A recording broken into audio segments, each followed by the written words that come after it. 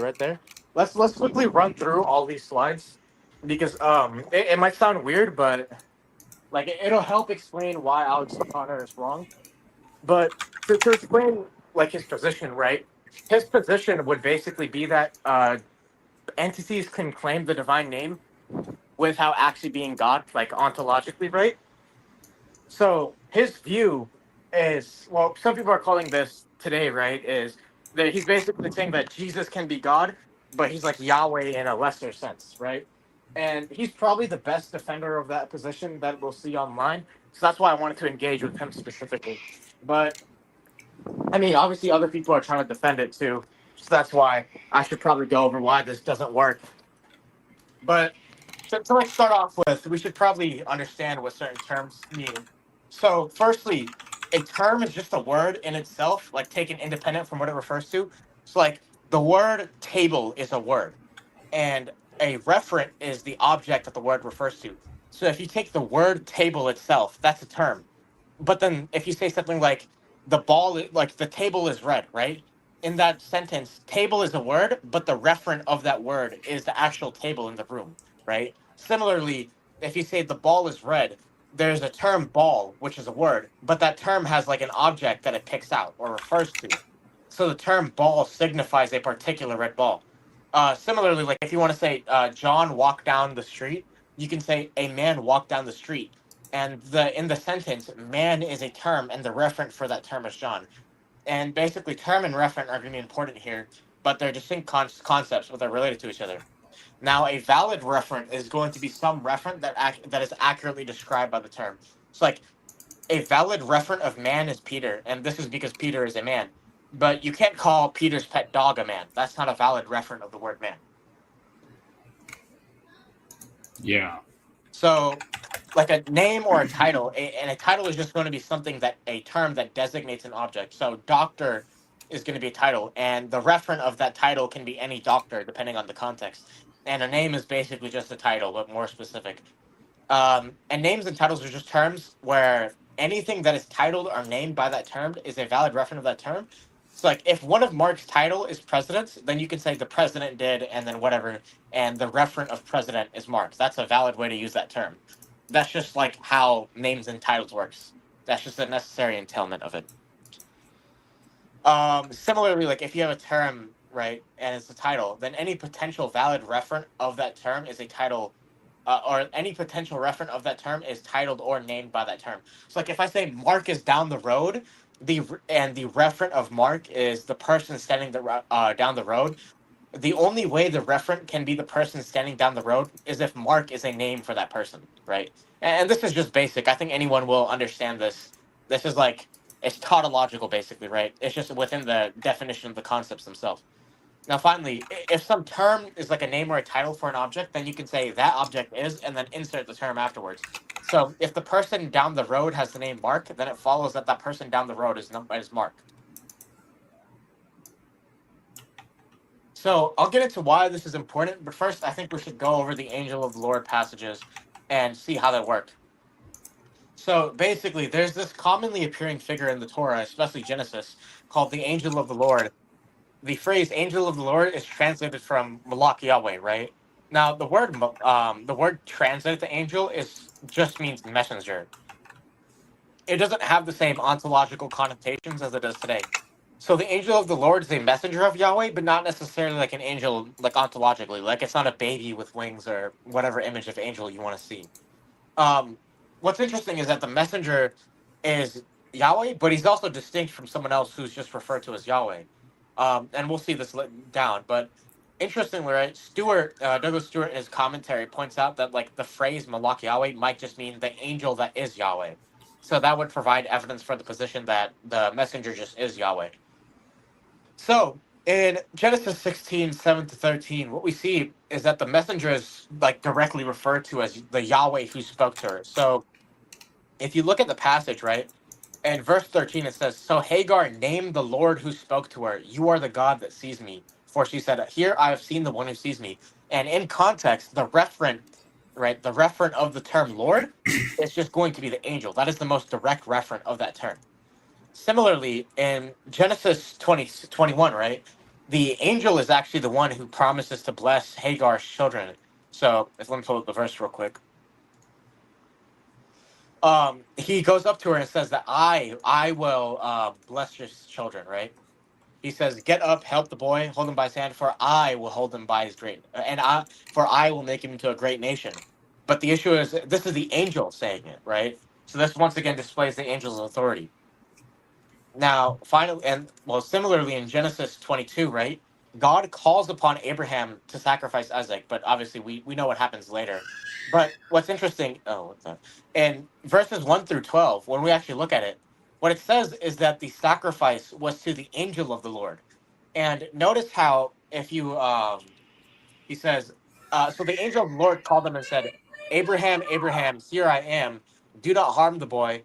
Do not do anything on him. For I know that you fear me, fear God, because you did not withhold your son, your only son, from me." So when it says from me, that obviously refers to the angel of the Lord, which means that the sacrifice was meant to be dedicated to the angel. The issue is, right, is that you can't dedicate a sacrifice to anything besides Yahweh and be rewarded for it. So that's going to heavily imply that this angel is Yahweh. So the fact is that sacrificing to the angel shows your devotion to Yahweh, which does not make sense unless the angel is Yahweh, which makes sense in Yeah. light of previous passages in which the angel claims the name Yahweh.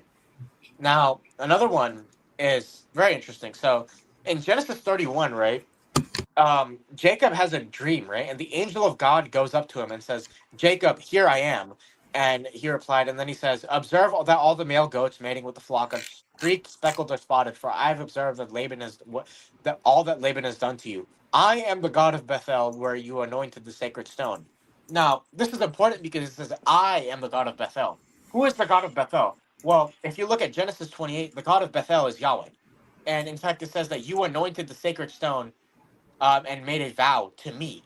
To me, it says to the angel himself. The issue is that in Genesis 28, he made a vow to Yahweh, meaning that once again the angel is claiming to be Yahweh. To to like explain it from Jacob's perspective, right?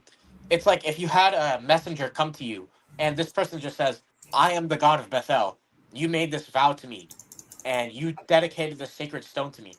The only way to interpret that is to interpret that as this figure claiming to be God, right? It's kind of like if you know this guy Mark, and someone pulls up and says, "Hey, I'm Mark, the friend you've known." The only way to interpret that is to interpret it as the person claiming to be Mark. There's no other way to interpret it. Now, if you go to the next slide, we have some more verses. So we covered this last time, so I won't go too much into it. But in Genesis 48, the Yahweh who sends and the messenger are equated together. So that basically confirms that they're one being rather than two separate beings. Then in Exodus 3, what you see is that what you see is that the one in the burning bush is actually the angel of the Lord, and then the speaker switches from the angel to just being Yahweh, which implies a type of unity between the two. Now in Exodus 14:19, this is important. It's the angel of God is actually the one leading Israel out of Egypt, right? And then in Exodus 23:20 to 23, it says the angel of God has God's name in him. Uh, and Drew's presentation covers this a lot, but name means essence and power. So to have the God's name in you, in the sense that the angel does in the ancient Near Eastern context, is basically just saying that the angel of the Lord has the divine essence. And that's important because that gives you a very Nicene Christology in which you have Yahweh, and then you have Yahweh's messenger who has the divine essence. And for those who are interested, my presentation is in part 1. Yeah, I might reference it again later in the stream if it becomes yeah. relevant. Now Judges 2:1 is very interesting, right? What it actually says is that the angel. So I'll just read it off because I want everyone to hear it. The angel of the Lord went up. He said, "I brought you from Egypt and led you into the land I had solemnly promised to your ancestors." Notice how the angel promises. Notice how the angel saves. But then he says, "I said I will never break my covenant with you." The covenant is between Israel and the angel. How does that work? In fact, one of the biggest polemics against the Israelites for committing idolatry that Yahweh uses later on in the biblical text is, hey, these pagan gods didn't make their covenant with you. Only Yahweh made the covenant with you. So he brought you out of Egypt. How are you going to these other gods? Now, hold on. If the angel of Yahweh has made the covenant with the people of Egypt, and only Yahweh does that, then it follows that the angel of Yahweh is Yahweh. Now, in Judges 6:19 to 24, what's interesting, right, is that, first of all, the angel of the Lord just accepts a sacrifice. So what it says is that um, it says that the God's angel said to him, "Put the meat and the unleavened bread on this rock." And Gideon did as instructed. The angel of the Lord touched the meat and unleavened bread with the tip of his staff. Fire flared from the rock, and he consumed the meat and unleavened bread. Now, that's something that happens when God accepts the sacrifice in the Old Testament. So it's very interesting that the angel of the Lord um, takes that sacrifice in that way, because that would indicate that he's divine. But if you actually read in verses 22 to 24, when Gideon realized that it was the angel of the Lord that he was talking to, he says, "Oh no, sovereign Lord, I have seen the angel of the Lord face to face." But then the Lord said to him, "You are safe. Do not be afraid. You are not going to die." Yeah, and So, so, yeah, just about that in particular, like sometimes people say that like, oh, the angel of the Lord is just like a like a message bearer, a carrier of God's presence. Like he carries on, like he speaks on behalf of Yahweh, but like it's the angel's face that she's afraid of. yeah. So It's like here's the the question. presence of the angel itself, like the angel itself had weight Yeah. to it, Well, not so just the fact that he stood in for God's presence. yep, in the Hebrew Bible, right? This idea of seeing God face to face, that's only applied to like Yahweh. That's only a danger because the idea is that you can't see Yahweh face to face. Um, that's interesting, right? Because if the angel, like the whole point is that the angel cannot be seen face to face.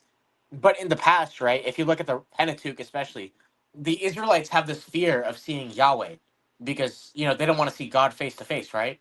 So why would Gideon be afraid to see the angel of the Lord face to face unless Gideon knew that this angel was actually just Yahweh? Because let's just suppose that the angel isn't Yahweh, there's no reason for Gideon to be afraid. Because this idea of being afraid to see someone face to face, I don't think that's ever applied to anyone besides Yahweh. So that's going to be a big issue there, especially with the sacrifice.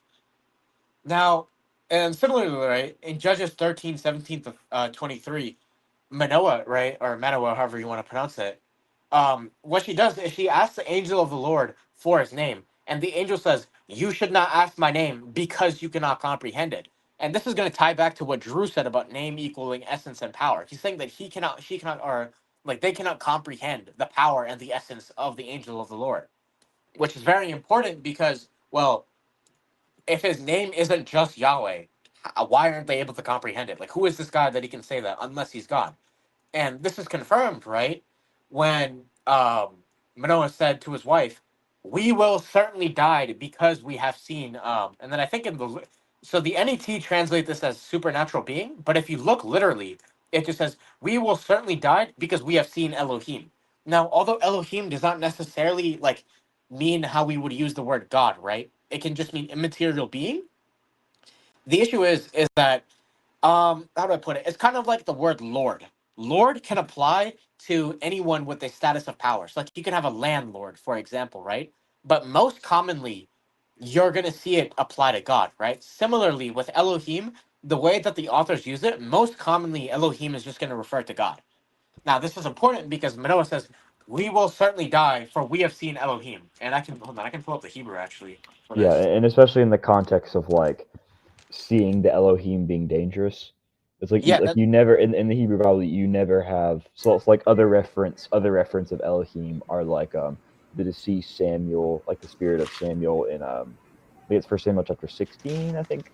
yeah, so And you yeah, also have so the gods of other nations. So it's like never in those instances do you have like, oh no, we saw the deceased Samuel, or oh no, we saw like one of the sons of God in the divine council. We're gonna die now. It's like no, that's pretty much only use of Yahweh. So yeah, in this context, I'm pretty sure the other translation is translated as God.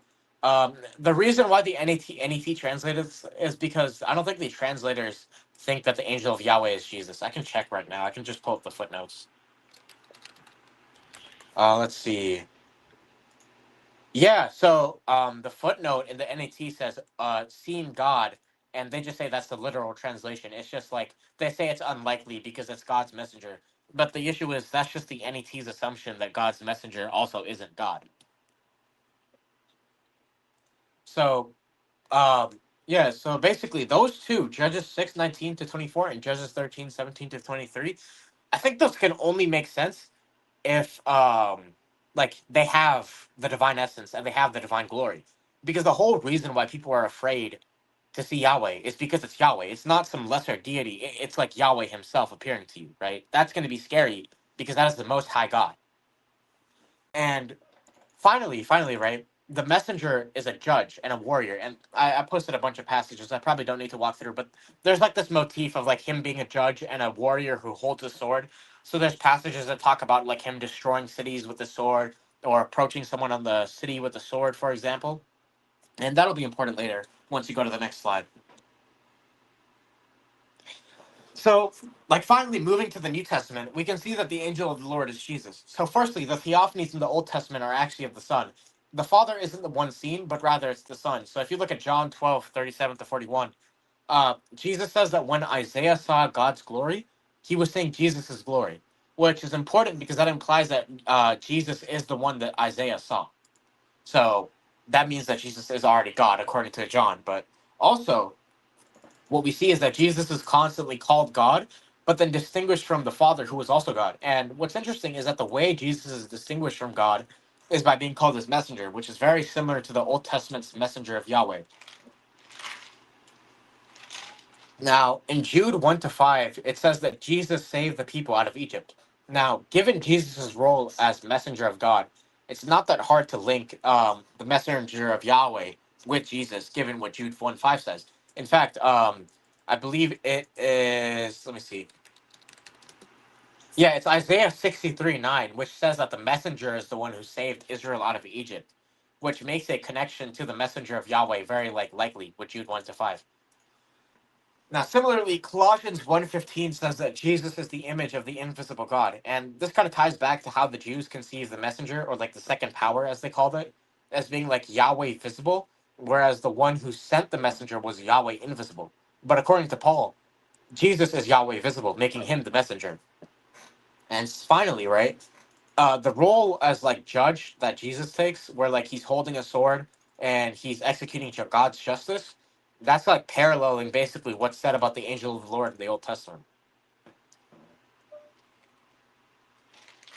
So this is like a Heiser quote, where he talks about how the angel of the Lord is Yahweh and how this is equated with Jesus. If you want to pause and read it, you can, but it basically just covers what I did above. Now, let's get to some Unitarian analogies to like and why they fail. So, to explain agency, right? What they will say, right, is they'll give this example. George Bush invaded Iraq, but technically it was the U.S. Army. So what's happening is that the U.S. Army has the name of George Bush because technically George Bush is the one that invaded Iraq, not the Army. Well, I'm sorry, the Army is the one that invaded George Bush, but not invaded Iraq, but not George Bush. But we just give the Army the name of George Bush as like because they're George Bush's agents, and what they call this is agency. And I think Alex O'Connor is probably going to do something like this too, or at least like when he gets in depth into it. But basically, to explain why they have to do this, a valid referent of Yahweh is the messenger or Jesus, and anyone needs to explain how that's the case. They need to give an account to that. Now, to go with the analogy, right? The reason why that doesn't work is because in the sentence George Bush invaded Iraq, the referent of George Bush is not the U.S. Army, but rather it's the person himself. It's just the fact that the verb invaded, right? Because George Bush was part of the operation to invade Iraq, we can use that verb to describe what he did to Iraq. So it's not the fact that the actual name George Bush refers to the army, but rather the referent of the term George Bush still refers to the person. The army is just not a valid referent. But suppose it was a valid referent. Well, then what you would have to say is that George Bush is a name of the army. Like you would have to say that the army is George Bush, but clearly that's nonsensical, which is why we can't say it's a valid referent of George Bush. This is important because if the army isn't a valid, if the army isn't a valid referent of George Bush, then with the Angel of Yahweh passages, it's no longer analogous, because in the Angel of Yahweh passages, the referent of Yahweh is the messenger of Yahweh, right? So when it says that Hagar saw the Lord that spoke to her, the referent of that is just going to be the angel of Yahweh. Similarly, like you can't go up to someone in the army and say, "Hello, George Bush," and like just up to their face, and that's because the referent of George Bush is the person, not their agent.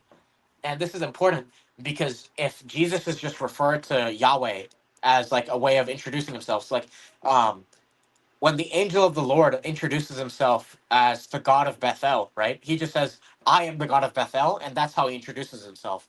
That's kind of like a random person going up to you and saying, "I am George Bush."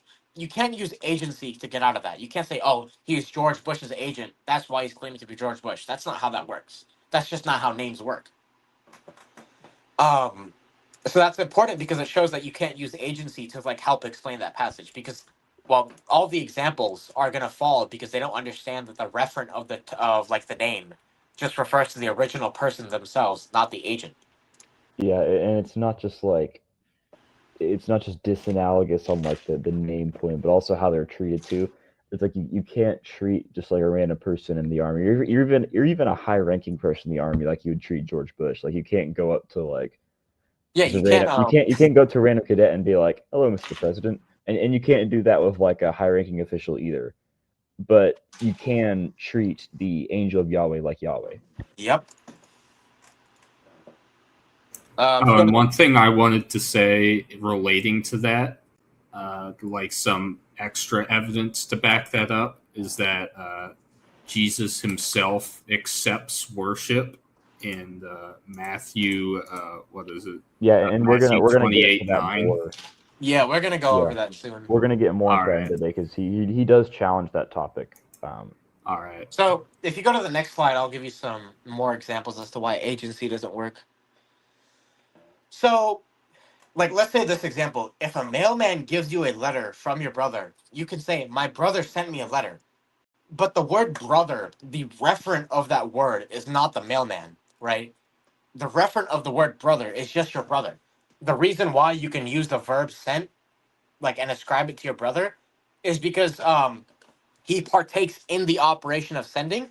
It's just he does it indirectly, not directly. So the mailman directly sends it, whereas your brother sends it indirectly. So they're both doing the operation of sending. It's just one is direct, the other one's indirect. So when you say, "My brother sent me a letter," the word brother doesn't refer to the mailman. And that's going to be another way to show why the Unitarian analogies aren't analogous, because the referent of the name isn't the agent. It's still referring to the original person. But another thing is that applying divine agency to explain the messenger is like completely disastrous.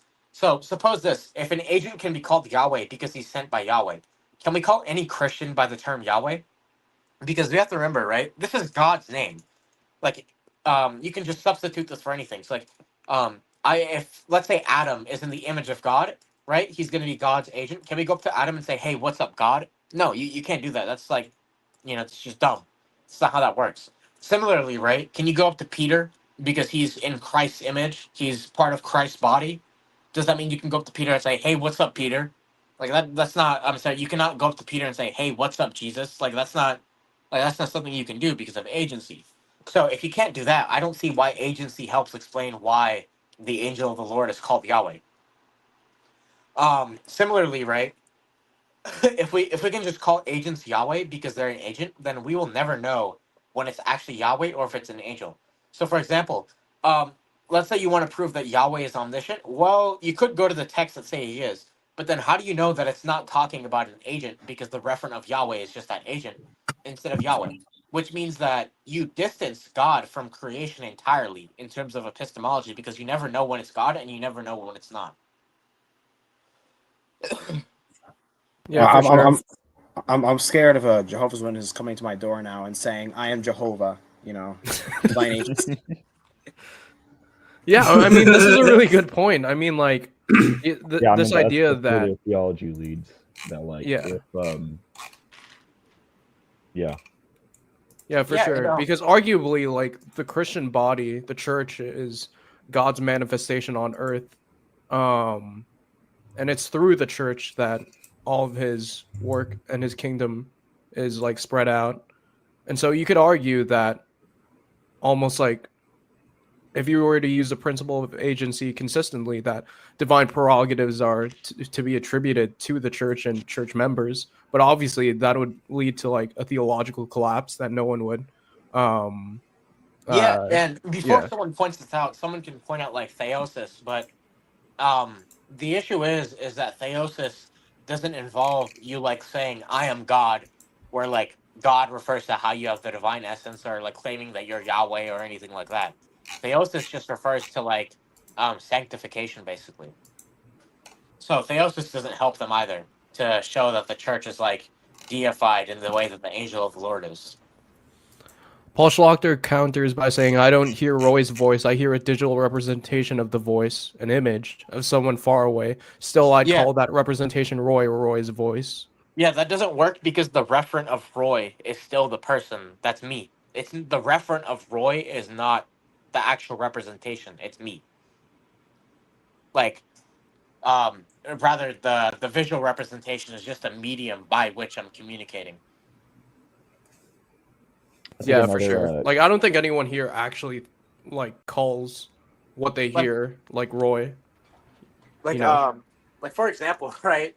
Are the like let's say that you point to the pixels on the computer screen. Are those pixels named Roy?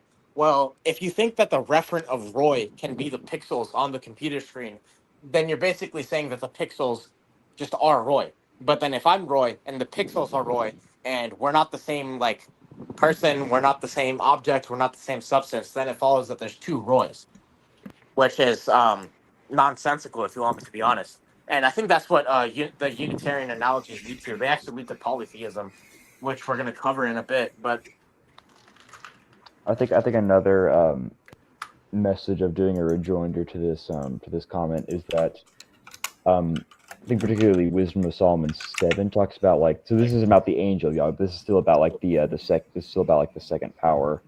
Wisdom of Solomon 7 talks about how wisdom, like the second power in heaven, is a perfect representation or a perfect image of Yahweh. So having every single attribute like a complete representation of it. So complete so that you could basically identify the two in a sense. Yeah, that's what. So this kind of shows why all Unitarian analogies fall apart to show agency. You need to explain like the whole term referent thing. Like you need to explain what the term is that you're using that's going to be analogous to the term Yahweh, and then you need to show what the referent of that term is and show how it's analogous to the angel of Yahweh passages. But every analogy involves basically like you have this person who does this thing indirectly, right? And so, like, let's say the whole mailman example, right? You have your brother who sends you something, but he does it through the mailman. And then you could say, my brother sent me a letter. Now, the issue is that in that case, the referent of brother is still your brother. It's not the mailman. And every Unitarian analogy is going to fall prey to that. Whereas with the angel of the Lord passages, the referent of Yahweh is still the angel of the Lord, as we've shown. All right. We got to move on to the next slide. I don't think Paul has any other responses. All right, sweet. Yeah, we can continue. We still got a lot more in the debate. So we can probably skip this one, but one like thing that people talk about is saying that like the angel of Yahweh is just quoting Yahweh. The issue is that that's just not true. Every time the prophets quote God, they begin with "Thus says the Lord," so it can't be a quotation. That's just not how that works. Plus, if you look at like a really good example of this would be the Bethel one, where the angel says, "I am the God of Bethel." If someone comes up to you and says, "I am the God of Bethel," right, without any further like introduction, that's like your name. That's introducing yourself. You don't introduce yourself by quoting someone else. Like that doesn't make any sense to do that. So this is something that Drew talks about, right? Where God's name is basically unique. You can't have God's name without having the divine essence at all. So, like in Psalm 83:18 and Nehemiah 9:6, that's what it basically says is that you alone are Yahweh, and it's speaking to God. So there's not two Yahwehs, there's one Yahweh. Similarly, right, God's name has glory. Like, God has glory on account of his name, which gets back to the whole, like, name equals essence thing, right? And this is important because God doesn't share his glory like that to creatures. So if the messenger has a name, then he has the glory. But if he has the glory, then he's not a creature. And finally, in the ancient Near East, name equals power equals essence. And you can just review Drew's presentation for that. So this is what I talked about when I said that Unitarianism is actually polytheism. Same thing with Judaism, actually.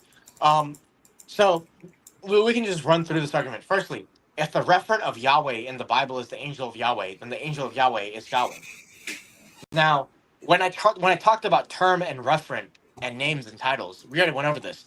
If Yahweh is a name and the referent of that name is the angel of Yahweh, then it follows that he's Yahweh just based off of how terms and reference work. So, like, if like the referent of Mark is the person down the street, then the person down the street is Mark. That's just how terms and reference work. So the second premise is going to be the referent of Yahweh is the angel of Yahweh in various places in the Bible. Well, we already covered that, so clearly that's true. So 3 follows. The angel of Yahweh is Yahweh. So the angel of Yahweh is not the one who sent him. I think that's kind of obvious, which I'm just going to call it the Father here, since that's terminology we're familiar with. Now, the Father's Yahweh, I think that's obvious. So either the angel of Yahweh is the same Yahweh as the Father, or he's not. So what I mean by same Yahweh as the Father, to give an example, let's say you have Mark the evangelist and Mark of Ephesus in a room. You can say that person is Mark and that person is Mark, but they're not the same Mark. They're 2 Marks. Or you can say, hey, I met this guy Mark at a store, and then I met this other guy at the store, and they're actually the same person, so that's the same Mark. Now, this doesn't mean to be the same Yahweh means to be the same person, but that's just an analogy, right? It's like if you meet Mark at a store, and then like a year later, you meet someone named Mark at I don't know, a racetrack, you can say this Mark is the same Mark as before. Now, either, right, this is just going to be like law of excluded middle. Either the angel of Yahweh is the same Yahweh as the Father, or he's not. Now, if the angel of Yahweh is not the same Yahweh, then there's 2 Yahwehs, right? Because that's just like how sortals work. If 2 things are not the same relative to a certain sortal, then there's 2 of that sortal. Like, I don't know, like if A is a ball and B is a ball, and if A and B are not the same ball, then there's 2 balls. Similarly, if Mark is a man and John is a man, and they're not the same man, then they're 2 men. So similarly, if the Father is God and the Son is God, then unless they're the same God, then there's 2 gods. Now, this is not to say that they're the same person, but rather they're the same God. So, based off of what I said before from like Nehemiah 9:6, there are not 2 Yahwehs. So, the angel of Yahweh is the same Yahweh as the Father. However, if the angel of Yahweh is the same Yahweh as the Father, then they can't be 2 different substances. I think that's just kind of obvious. To think about it this way, right? Is the Unitarian kind of thinks of it this way: you have this substance that is God, and then you have this substance that's like a creature that's the angel of God. And both of these substances are God, just on its own, because you have 2 substances. That already seems to be just polytheism, because you have 2 Yahwehs. And I don't really see how you could get the type of unity needed to preserve monotheism unless they're the same substance. So it follows from that the angel of Yahweh and the Father are consubstantial. Now, obviously, if they're consubstantial in the way that I'm positing, that being literally being the same substance, then they're going to have the same external operations, because operation just flows from it. But before I move on, I think you should go back a bit. So what this shows, right, is that when Unitarians and rabbinic Jews like argue that the Trinity is polytheism, they're shooting themselves in the foot. Because think about it, for the rabbis and for the Unitarians, what you have is you have the substance God, and then there's the other substance, the angel of the Lord. Both of them have the divine name. But for them, right, you have 2 things or 2 persons with the divine name. It's just that there's 2 substances as well. Whereas for us, we have 2 persons with the divine name, but we have 1 substance. So any accusation of Trinitarians being polytheists will go even more up against like the Jews and Unitarians, because unlike us, they have 2 substances. They have 2 different gods, which means that Judaism and Unitarianism actually just collapse into polytheism. because the only way to maintain monotheism is if the Father and the Son are the same God. But if they're not the same substance, they can't be the same God.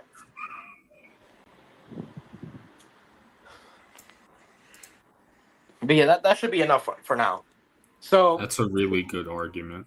yeah. Yeah, the idea that like, okay, if the angel of Yahweh is not, in some senses Yahweh, then you have biblical characters like bowing down to someone who is not Yahweh, and you could say like, oh well, the angel's just like a stand-in for God's presence, like it's just a representation of Yahweh. But again, I think you pointed this out in the presentation. I actually wasn't aware of this beforehand, but like Judges 6:22, did Gideon perceive that he was the angel of the Lord? And Gideon said, "Alas, O Yahweh Adonai, for now I have seen the angel of the Lord face to face." Okay, Yep. Gideon's afraid of the angel of the Lord. Plus, Peter is a Not representation of just Christ. Peter is a representation of Christ. You can't worship Peter though. yeah. So the referent of worship, or the referent of awe, is not Yahweh through the angel, but it is the angel itself, at least in Gideon's case. So Yeah. I was actually not aware of that. Well, I was aware, but I actually never really looked into it beforehand. So appreciate you pointing that out. Mm-hmm. By the way, who's doing the clicking sound in the background? That's not me. Oh, I've been muted most of this time, so I'm like walking around right now, so it's not me. Oh, I don't know. Okay, All right. Anyone have any other thoughts, or should I move on to monarchical Trinitarianism? yeah. The other thing with this, like, an agency argument, it might work for some passages, but then there are other passages. I think you brought this up that it won't work with. Like, for example, Judges 2:1, I believe, where it's the angel of Yahweh saying, "I made the covenant with you." Like, you cannot use agencies to argue out of that. There's no representation you can make there. It's just the angel of Yahweh is the God of Israel that made the covenant with Israel. It's simple as that. Also, hold on. I'm gonna get some water and be right back. If anyone has some other thoughts, just add them, and then I'll start the next one when I get back. Yeah, I think Judges 6:22 is pretty conclusive, because like the referent of worship is explicitly made to be the angel.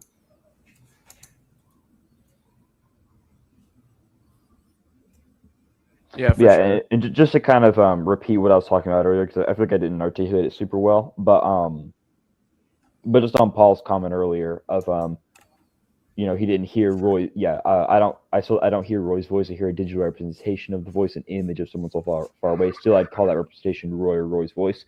So like whenever like you said that, my mind just went to Wisdom of Solomon 7, where it talks about how so even though wisdom is not inherently the angel of Yahweh, they still kind of fill that second power slot of like a figure who is somehow distinct from Yahweh but still receives worship as if they were Yahweh. My mind just goes to Wisdom of Solomon 7, where it talks about how wisdom, that figure is the language is a spotless mirror, and then the parallels that with the word image.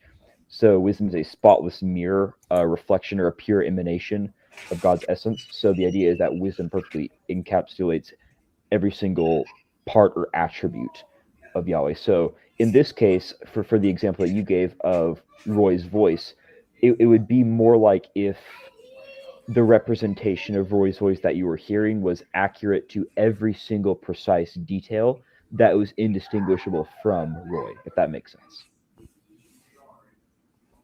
Yeah, like it's not a perfect representation of his voice. Like audibly, yes, but it is. what we're saying is that the angel or the second power wisdom would have been a perfect representation. Yeah, exactly. All right, I'm back. Such that you could not tell the two apart. Yeah. All right, monarchical Trinitarianism. Yeah, so I think one thing. So this is my presentation on names now. I think one thing that Alex seems to miss in his opening statement, and he's going to get into this more where he talks about Yael. So basically, Yael was was an angel. He would have been similar to like the same category of thing as like the angel of the Lord in the Old Testament. So he's occasionally like blurred. The lines are occasionally blurred with Yahweh in some instances with this angel. And there's one text in particular, the Apocalypse of Abraham, where here I'll just read Heiser's treatment of this. So yeah, the angel bears the name of God, Yah-El. He is in the likeness of a man, and yeah. So basically, in the Apocalypse of Abraham, you have Yah-El is essentially he's called God. He's called the God of Israel, and he appears in the list of like divine names toward the end. So Alex O'Connor actually he uses this example of Yah-El as an instance of a figure who bears the divine name but is not God. So, and I think that's a big category error. I don't think that Jews would have had a category. I think that Jews would have viewed this figure Yah-El as kind of the angel of the Lord, as the Son of Man in Daniel 7, in the same kind of way as they would view other two powers in heaven type beings. So we talked about this a lot in the intro. And another thing that makes this view impossible is that in Jewish culture, the idea of a name was very similar to an essence. So for somebody to bear the name of something, so like for Yah-El to bear the name of God, that would have meant bearing the essence of God. So, Alex O'Connor, he's about to say when he talks about the Apocalypse of Abraham, that Yah-El bears the name of God, but he's not God. So I don't think that's possible. I think that in Jewish culture, a name would have been very, very similar to an essence. And that's what I'm going to argue in these slides. So part one of this is just investigating the ancient Near Eastern context. So this is just background so far. So this is J.M. Plumey and the Cosmology of Ancient Egypt. It was believed that the name of a living being or an object was not just a simple or practical designation to facilitate the exchange of ideas between persons. So it's not just like a label. A name in ancient Egypt was not just a label, but that it was the very essence of what was defined, and that the actual pronouncing of name was to create what was spoken. So, and also John Walton cites this in Ancient Near Eastern Thought in the Old Testament to demonstrate that this wasn't just ancient Egypt, this was also ancient Israel. Additionally, this is Timothy Seymour in Personal Names and Name Giving in the Ancient Near East. So this is not just ancient Egypt, this is also, Hittites, this is Sumerians, this is Assyrians, this is Israelites, this is the ancient Near East in general. To the ancients, names came to represent far more than mere labels for people and things. Early on, the human impulse to attach names to every aspect of existence led to a peculiar identification of the thing being named and the abstract name itself. Okay, later on, he says, linked to this identity of name and essence is a human tendency to equate one's name with the soul. So the idea is that in the ancient Near East, a person's name kind of represented the fundamental part of them, either represented their essence or their soul. Okay, one more quote. So this is John Botero in his book on Mesopotamia. He has several books, but this one's the most relevant because it's the one we're citing.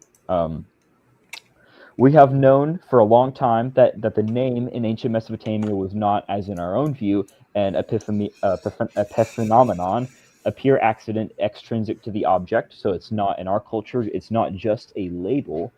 The ancient people were convinced that the name has its source not in the person who names, but in the object that is named. That it is an inseparable emanation from the object, like a projected shadow, a copy or a translation of its nature. They believed this to such an extent that in their eyes, to receive a name and to exist was one and the same. So again, you have this idea that a person's or a thing's name was equivalent to its essence. And we see this throughout ancient Near Eastern literature. For example, this is a quote from the Enuma Elish. As many of y'all probably know, the Enuma Elish is the most, is the premier Babylonian creation myth. So it basically talks about, Marduk creating the cosmos. So this is how the text describes the pre-creation conditions. Before anything is created, this is how the world is described. When on high the heaven had not been named, firm ground below had not been called by name, when no gods whatever had been brought to being, uncalled by name, their destinies undetermined. So in the Enuma Elish, the uncreated state is described as not having names. Okay, and then the first act of creation, some gods are created. And the first thing is that they're given names. So the idea is that to create something meant to give it a name. Okay, naming and essence were conflated. Additionally, you also see this in ancient Egypt with the Memphite theology. The Ennead of Ptah. So Ennead is just like a kind of like a council. Basically, would have been the means by which the head god Ptah created the cosmos. The Ennead of Ptah pronounced the name of everything. So again, naming is inherently involved in creation. Okay, so yeah, just to summarize, in ancient Near Eastern culture, a thing's name was equal to a thing's essence. Okay, we don't just see this in ancient Near East; it's also in the Hebrew Bible. In Genesis 1, God assigns names as a part of the creation process. Okay, names also occur after a significant character change. You go from Abram to Abraham, Sarai to Sarah, and Jacob to Israel. Particularly in the Deuteronomistic history, which is a scholarly term for describing the books Deuteronomy through 2 Kings, God's name is a manifestation of the divine presence. So God's name almost acts as like a theophany. So like the name of Yahweh acts as kind of a visual, maybe not necessarily visual, but as like a substitute for the divine presence. It would have represented his presence. So we see this in Deuteronomy 12, 5 through 11. You shall seek the place that the Lord your God will choose out of all your tribes. So that's the temple. So it's talking about the future building of the temple. You shall seek the place that the Lord will put his name and make his habitation there. So God putting his name there and living there is one and the same. The place that the Lord God will choose to make his name dwell. So God's name is going to dwell in the temple. Okay, is this talking about, YHWH being written on the temple? No, it's talking about God dwelling there. The name is God. The name is God's presence. Okay, we see this again in 1 Kings 3, 3 through 5. You know that David, my father, could not build a house for the name of the Lord. I intend to build a house for the name of the Lord. This again is talking about the temple. And scholars recognize this. So this is a quote. These are quotes from H.B. Huffman in the Dictionary of Deities and Demons in the Bible. Great scholarly publication. Highly recommend it. God's name, which in some traditions is specifically revealed, can become a separate aspect of God in such a way as to represent God as a virtual hypostasis. So the name of God is a hypostasis. Okay, that's almost Trinitarian language. God's name has become virtually an independent entity, separate from God, i.e. a hypostasis, yet the name does not become a fully separate entity, as the temple cult, so that's Jerusalem. So the temple worship is offered in the presence of the Lord, not in the presence of the name of the Lord. So the name of the Lord is both God in the sense that the worship to is offered in the presence of the Lord, not in the presence of the name of the Lord. The name of the Lord is not a separate deity, but it's a separate manifestation of God's presence. So the name of God is the presence of God. Okay, we see this also in Isaiah, as well as in some, I have Septuagint texts as well.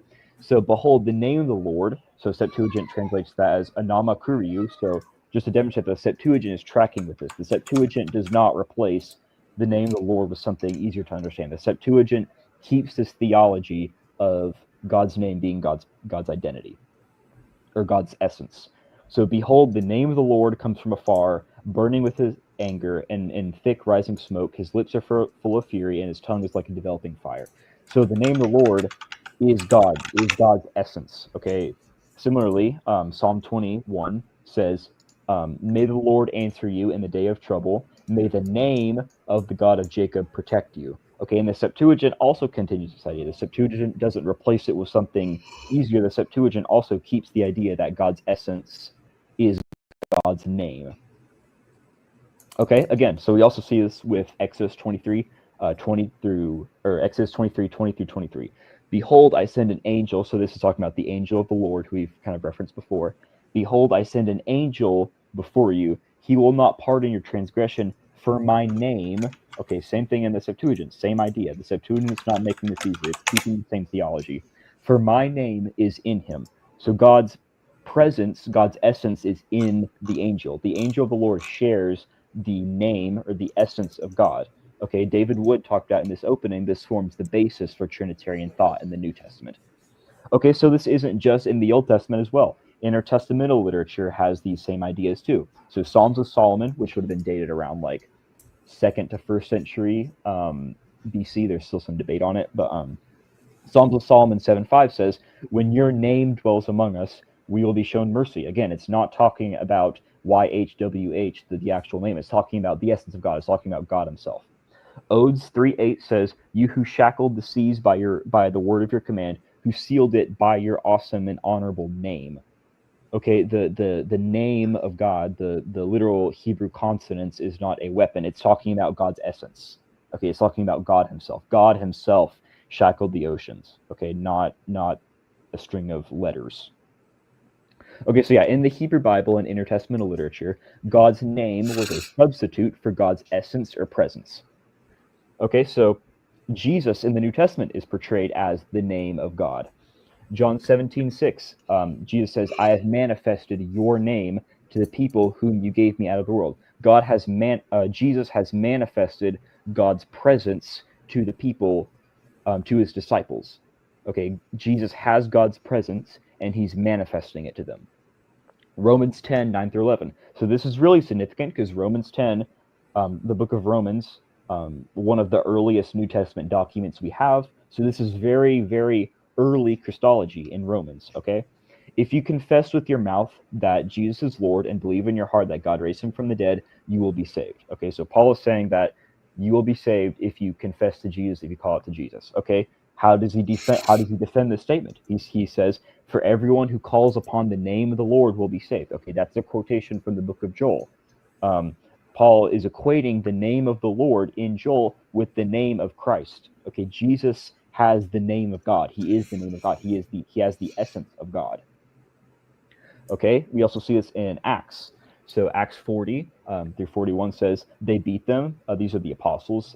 Well, the Jewish leaders are beating the apostles. The Jewish leaders beat the apostles and charged them not to speak in the name of Jesus. They, the apostles, left the presence of the council, rejoicing that they were counted worthy to suffer dishonor for the name. Okay, the name of who? It's Hashem. Okay, if you have Jewish friends, they might refer to like out of reverence for not saying the name Yahweh, they might replace it with Hashem. That's a very old practice, and it means the name. They would just say the name. Okay, the name on its own was a way of referring to God. Okay, you also see this in 3 John 7.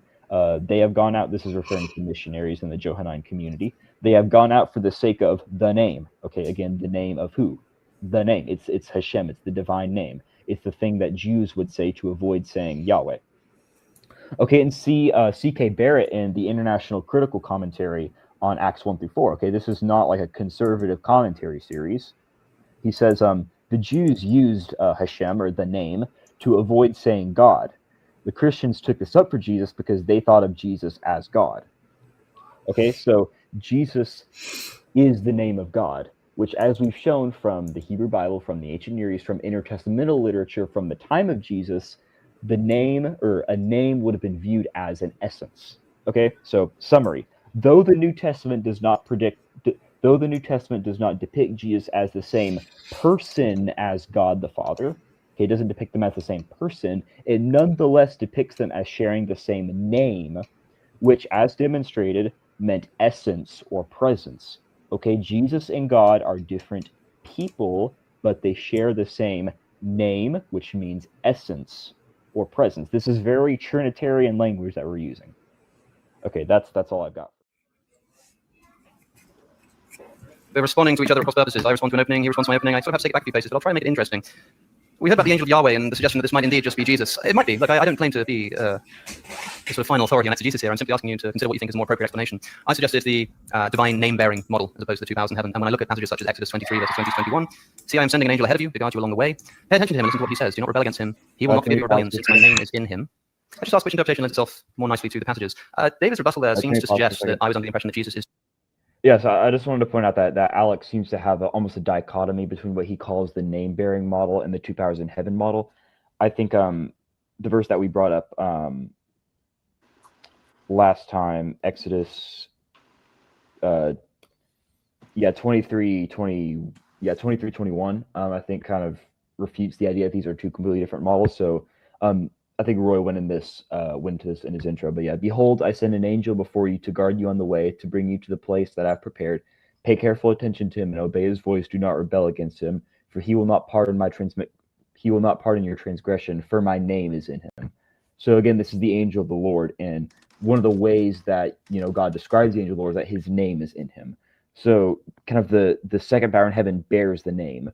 So I think that kind of demonstrates that the name-bearing model and the two powers in heaven model are not competing things. They're the same thing. And also, my presentation last time, I can repeat some stuff if you want. But the idea that I think people should just watch part 1, but yeah, basically, it's a little later in part 1. It's definitely past the halfway mark. But I basically argue, starting in the ancient Near East, then progressing into the Hebrew Bible and in Second Temple intertestamental literature, that the idea that the idea was that a person's name and like their essence or like the fundamental part of them would have been kind of the same in the ancient Near East and in Hebrew culture, as yes, well have as the name is have the essence. yeah, as well as in some of the Deuteronomic history texts. So that's Deuteronomy through Second Kings. The name of the Lord would have been a substitute for like the divine presence. So, for example, in Deuteronomy, you have God telling the Israelites to go to prepare to go to Jerusalem, go into the promised land, because he's going to build a place and his name is going to dwell there. Okay, that's not talking about the consonants YHWH. No, it's talking about God himself is going to go there.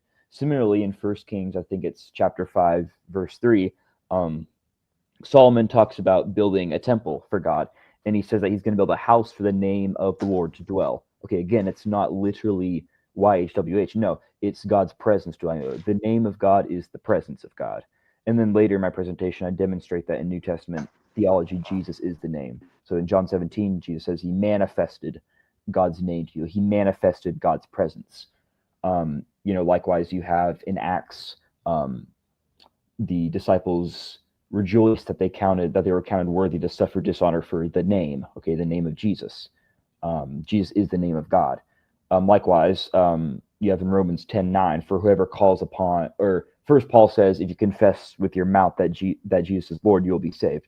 Okay, if you call out to Jesus, you confess to Jesus, you will be saved. And then his proof text for that is from Joel, where it talks about if you call him for whoever calls upon the name of the Lord will be saved. Okay, the name of Jesus is the name of the Lord. They share the same name, which means they share the same essence, according to like Jewish philosophy, which I argue in my presentation last time. Also, so my original presentation about about names and reference and terms, right?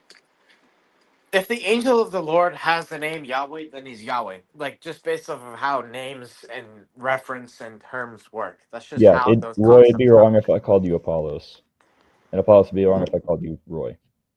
Yeah, so if if I have the name Roy, like let's say you want to say the person with the profile picture of Thomas the Apostle has the name Roy. He bears the name Roy. Well, that's equivalent to saying that person is Roy. Like, there's no difference between the two. So I think it's kind of nonsensical to say that something has the name and can be referred to by that term without saying it is that thing. Like how is it the case that you can refer to me as Roy and then like say I have the name Roy, but then like in reality I'm not actually Roy. Like what does that even mean? That's just like a contradiction. Yeah, we can continue. I just wanted to pause it there to basically talk about how the dichotomy that Alex presents between the name bearing model and the two powers in heaven. It's like those are the same thing. Yeah, but one other thing is that the view that like this is Yahweh, but like it's not the same Yahweh, which is like what Alex is basically saying. As I explained before, that's polytheism. You can't have this idea of like a creature is Yahweh because that would lead to two Yahwehs. So this is why I wanted to do the intro slide first because it shows like the basic concepts you need to understand to like get our rebuttal because like that basically does the heavy lifting for us in this section. Yeah. Yeah, for sure. I must confess that Apollos is not my real name, so there's that. Oh well, I mean, In any case, it's still a title by which we refer to you. yeah, it's still functionally it's still my name. Yeah. Which is why like we have modifiers in the Yeah. ancient world for names like Jesus the magician or Simon the magician or Simon the zealot, whereas in modern day we have like last names and middle names. Yeah. But yeah, Ice Cowboy says he might have a small head, so I might be onto something there, guys. And then LA Apologetics says God bless you all. Thank you. God bless you too. Yeah, thanks, LA. I think I've seen that channel before. I think.